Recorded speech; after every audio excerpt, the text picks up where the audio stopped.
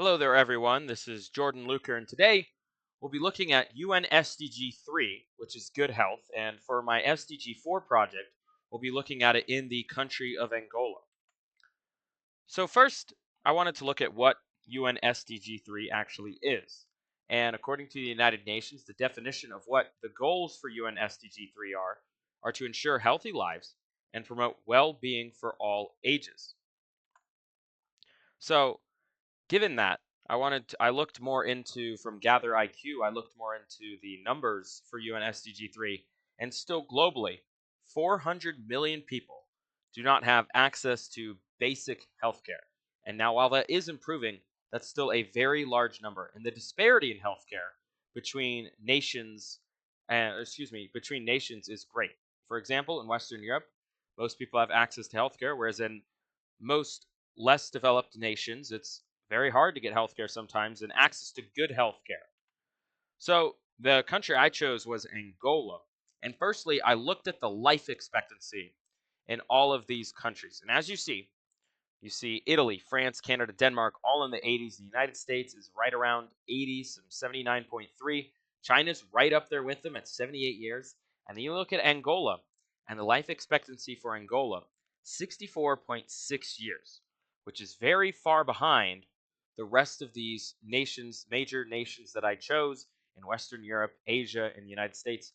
And it comes down to the disparity in what these nations have in terms of technology and access to healthcare for their citizens. And that leads to a lower life expectancy for Angola when you compare it to the United States and other countries. So, looking at the Universal Health Coverage Service Coverage Index, and what that is basically, the UHC is measured on a scale of 0 to 100, 0 being the worst, 100 being the best.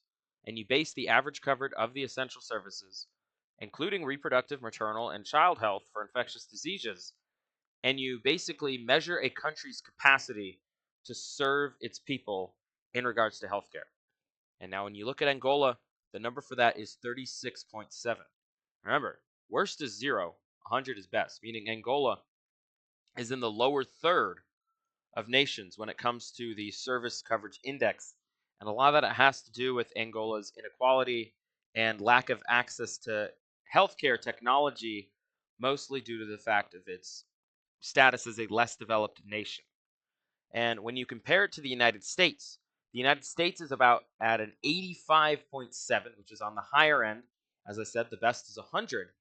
And so when you compare these two, Angola at 36.7, the United States at 85.7, you see the disparities between countries and how the access and the capacity for their services is different. One of the bigger problems in Angola is the fact that the technology is there, but there's just not enough logistical services for them to get through.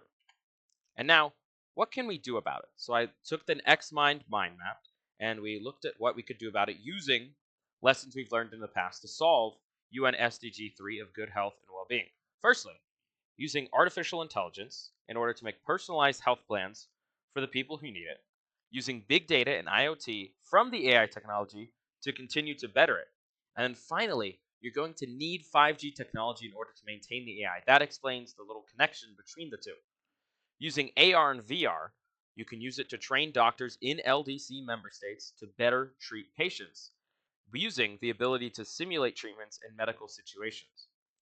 Using robotics, you can use robotics in surgeries while during surgeries, and that'll help increase the accessibility to service, the quickness of your service, and also help with the logistics. And finally, speaking of logistics, using 3D printing, you can print essential organs for medical tools that were once inaccessible in the future. We've already been doing it, actually. We've already seen that the use of 3D printing can be used for organs such as hearts and kidneys as well.